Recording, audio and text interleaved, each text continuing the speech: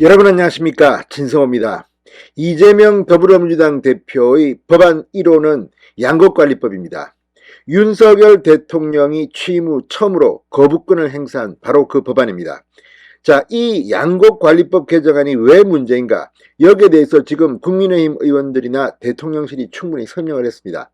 그렇지만 귀에 쏙쏙 들어오게 설명한 사람이 있습니다. 바로 진중권 씨입니다. 자, 진중권 광운대 교수가 어젯밤 CBS 라디오에 나와서 왜 이 양곡법이 문제인지를 설명했습니다. 그런데 역시 진보 쪽에서 활동해서 그런지 확실하게 민주당을 밟아버렸습니다.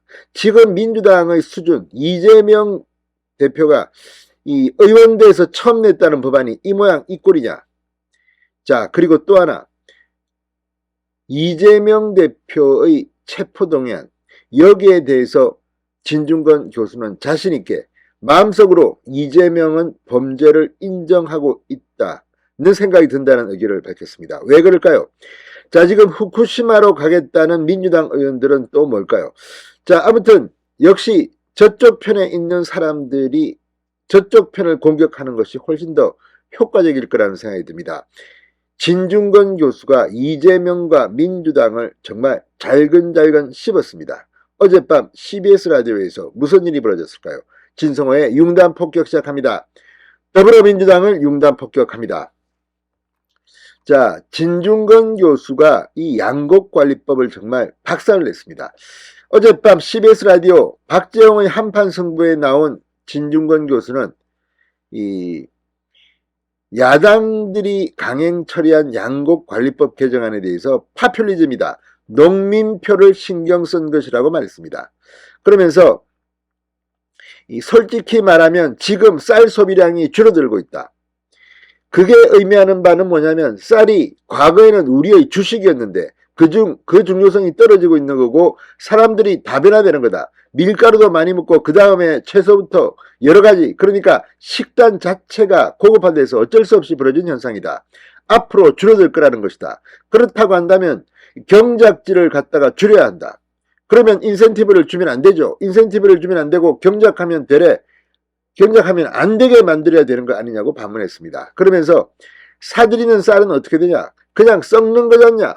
썩어서 버리는데 쌀을 썩히기 위해서 나라 돈을 쓴다는 게 과연 이게 합리적인 정책이냐?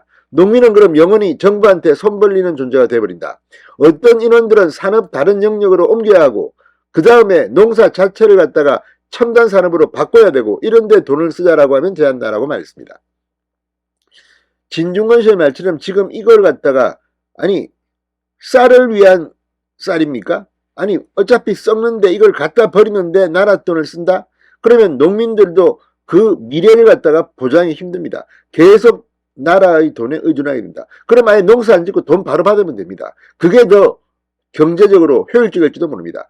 이런 법안을 낸 것, 문재인 전 대통령도 재임 중에 이 양곡관리법에 대해서는 부정적이었던 것이라는 주장도 있습니다. 왜 그러면 문재인 정권 때 이 법안을 내지 않았습니까? 이게 이재명의 1호 법안이라는 것도 아주 코미디입니다.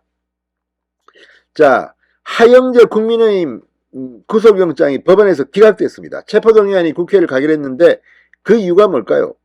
그래서 지금 이재명 대표는 망신을 당하고 있는 겁니다. 자, 진중권 교수는 이재명 대표가 외통에 몰린 꼴이 되어버렸다고 말했습니다. 외통수에 걸린 겁니다. 이리 갈 수도 저리 갈 수도. 그러면서 법원에서 기각될 가능성이 크거든요. 라고 한다면 승부수를 쑥 던져봐야 하는데 그 승부수를 왜 못 던지느냐? 그럼 당신이 범죄 사실을 마음속으로 인정하고 있고 그 다음에 그동안 사실 수많은 증거 인멸 행위를 해왔다는 것밖에 안 되지 않나?